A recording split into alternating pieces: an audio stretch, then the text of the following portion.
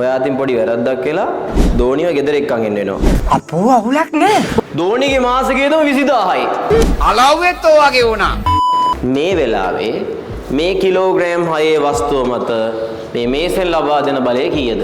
20යි. දැන් නිකන් කිලෝග්‍රෑම් 6 වස්තුවක් මම මේස උඩ තිබ්බොත් පොළවෙන් යාව හැටෙන් ඇදලා ගන්නකොට එයා උස්ස ගන්න ඉන්නේ කවුද?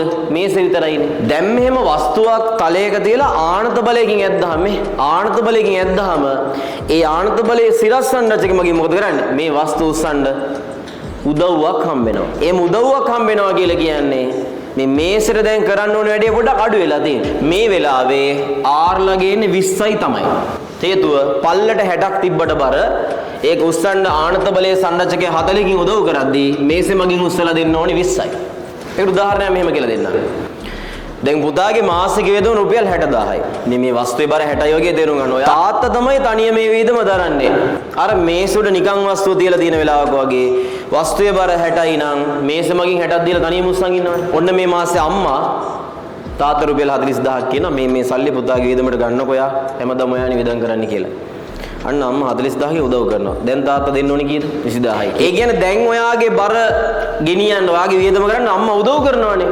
අම්මා 40000ක් උදව් කරපුවාම තාත්තා උදව් ඊළඟට දෙන්න ඕනේ කීයද? 20000යිනේ. ඒ වගේ මේ ආනත බලයේ සිරස් සංරචකයෙන් මෙයා උස්සන්න උදව් කරන හින්දා දැන් මේසෙට දෙන්න ඕනේ ඉතුරු ටික විතරයි කීයද?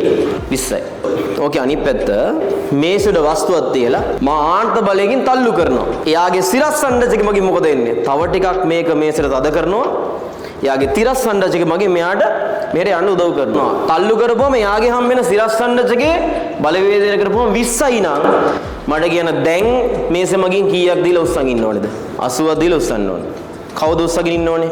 වස්තුවේ බර උස්සන් ඉන්නත් ඕනේ. ආය මේ මං තද කරන එක දරාගෙන ඉන්නත් එපේ. සමහරලාට මේසයක් උඩ වස්තුවක් තියලා දෙනවා කිලෝ 6 වස්තුව මේස කැඩෙන්නේ නැහැ. මම ගිහලා තල්ලු කරන්න ගිහම මේස කැඩෙනවා. ඇයි උට හැකියාව තිබුණ 60ක් උස්සන් ඉන්න. හැබැයි මම ආනත බලෙන් තද කරපුවාම තව ටිකක් වස්තුව තද වෙන හින්දා මේසෙට ඒ බලය දරා ගන්න බැරිනොත් මේස කැඩලා යනවා. ඔයාගේ වියදම මාසිකව 60000යි. තාත්තා තමයි බැලන්ස් එක ගහගෙන ඔයාට වියදම් කර ගිනින්නේ මේ දවස් ටිකේ. ඔයා අතින් පොඩි වැරද්දක් කියලා දෝනිව ගෙදර එක්කන් එන්න වෙනවා. දෝනිගේ මාසිකයේදම 20000යි. දැන් තාත්තා මොකද කරන්න ඕනේ? ඔයාගේ වියදම 60000 දරන්නත් ඕනේ. ආය දෝනිගේ වියදම දරන්නත් ඕනේ. දැන් තාත්තා කීයක් ඕනේද? 80000ක් වියදම් කරන්න ඕනේ. අර මේසෙත් වස්තුවේ බර උස්සන් ඉන්නත් ඕනේ නුඩන් 60. ඊට අමතරව ඔයාගේ ආනත බලෙන් දෙන සන්නචික උස්සන් ඉන්නත් ඕනේ 20. ඒතර ඔක්කොම කීයද? 80යි. ඉස්සෙල්ලා මේසෙ කරන වැඩේ පොඩ්ඩක් ලේසි කරලා දෙනවා අදිනකොට.